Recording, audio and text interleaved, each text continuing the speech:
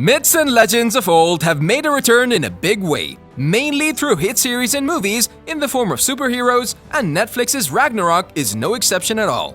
In this series, through the first season, we were all able to see the stories from Norse legends come to life once again, and with the second season of the show renewed already, we will talk about all the theories surrounding it, theories which might sound crazy but are very true, and have a high possibility of being on the big screen. Enjoy! No, he's gonna kill us. What? What is Ragnarok?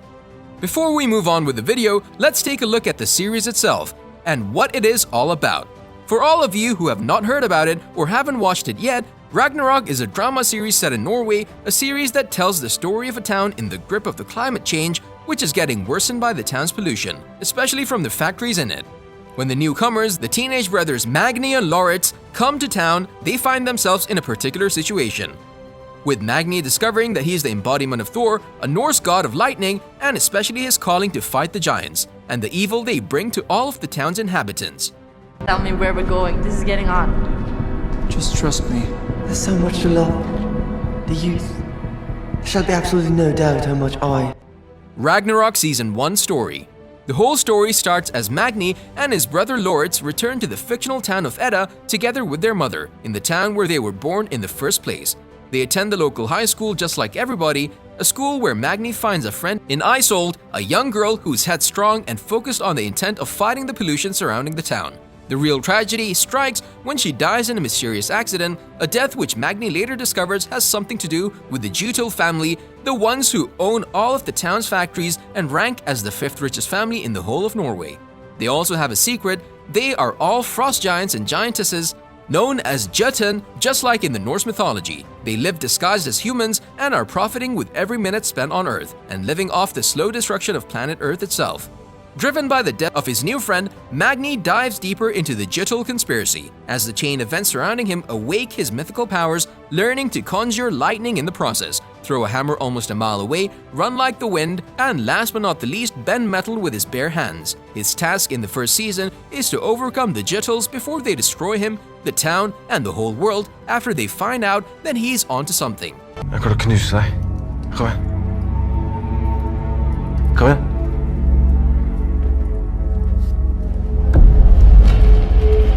Ragnarok Season 1 Summary.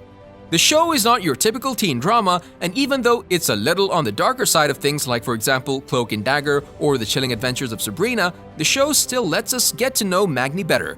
Not the confident, all-powerful Thor we all know from the MCU, but rather the awkward and shy teenage boy who struggles with dyslexia along the way on his path of learning who he truly is. We also see Magne struggle with heartbreak after the girl he likes dies, and what it comes from all this sadness within him.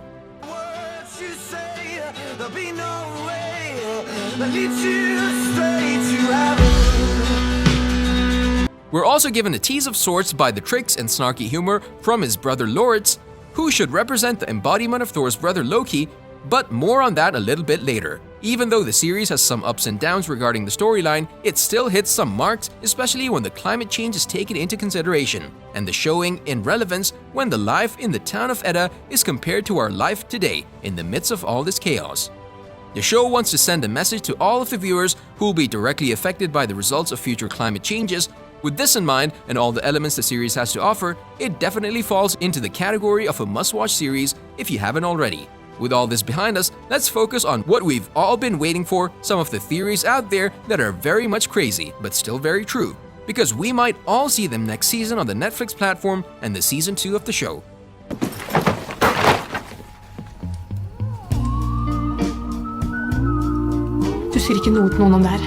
Magne versus the Giants. As for the theory side of things for the second season, it seems like Netflix wields the most power right now, since nothing is known yet and nothing has been confirmed, only hints thrown around about what the possibility might be. The Season 1 finale builds as Magne and Vidar clash in an inevitable showdown. As we know from the first season, Magne kills the Jutuls family dog and receives a psychiatric evaluation because of his erratic behavior. However, he's redeemed when he finds out about Vidar's plans and reveals them to the world. At the end of the season, Magne fends off Vidar's brutal attacks, and just when he's about to be defeated, he brings a thunderbolt down from the heavens, one that knocks out both god and giant. The first season has been telling the story and origin of Magne and how he got to know where he is at the end of the season. The second season will undoubtedly expand the story in this universe as a possible plot and focus of the second season. It was said that the second season will take off where the first one left off, thus this might mean that now that Vidar, who is unknown if he's alive or gone forever, Magne will be pitted against the rest of the giants, that is when they learn about what happened to one of their own. This would be drawn as a concept from the old world, creating an even bigger dramatic purpose and staying true to the real thing and what the series is about.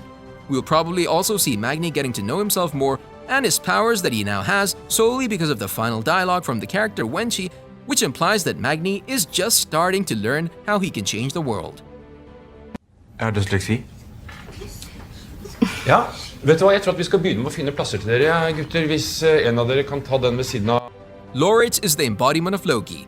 Another really possible theory for the second season's plot is that LORITS, Magne's brother, is actually the biological son of Vidar. Because if we take a look through the first season, there were a lot of uncertainties surrounding his character, and especially the impression we got from his mother Turid whenever the existence of Vidar was mentioned. And the dancing that LORITS did with the Jutuls heavily indicates that adding the Turid used to be romantically involved with Vidar is just another hint at LORITS being what almost everyone thinks who he actually is. LORITS is fascinated by the lifestyle of the Jutuls.